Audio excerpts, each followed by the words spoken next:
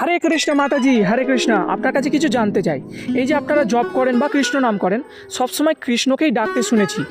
আপনারা তো রাধারানীকে ডাকেন না। আমি যতদূর জানি রাধারানীকে না ডাকলে কৃষ্ণকে পাওয়া যায় না। তাহলে এই বিষয়টা আমাকে একটু বুঝিয়ে দিন। রাধারানীকে কেন ডাকেন না, কৃষ্ণকে শুধু কেন ডাকেন? আপনি যেই প্রশ্নটি করলেন সেটি সম্পূর্ণ ভুল। আমরা সর্বপ্রথমে রাধারানীকেই ডাকি। হরে কৃষ্ণ, হরে মানে হচ্ছে রাধারানী। শাস্ত্রে উল্লেখ করা হয়েছে ভগবানের আহ্লাদিনী শক্তি হলেন শ্রীমতী রাধারানী। রাধারানীর একটি নাম হলো হরা, হরা সম্বোধনে হরে। তো আমরা রাধারানীকেই বেশিবার ডাকি। হরে কৃষ্ণা এইভাবে গুণে দেখুন, আমরা রাধারানীকে 8 বার, শ্রীকৃষ্ণকে 4 বার এবং রামকে 4 বার উচ্চারণ করি। আপনার প্রশ্নটা ভুল হলো কি না, আমরা কৃষ্ণের তুলনায় রাধারানীকেই বেশি ডাকি। আচ্ছা, আপনি তো হরেটা কে বলে দিলেন, সেটা রাধারানী, কিন্তু হরি আর হর কে? হরে হচ্ছে শ্রীমতী রাধারানী, হরি হচ্ছে ভগবান শ্রীকৃষ্ণ এবং হর হচ্ছে হর হর মহাদেব। তিনটি কথা শুনতে একই লাগলে তিনজন কিন্তু আলাদা।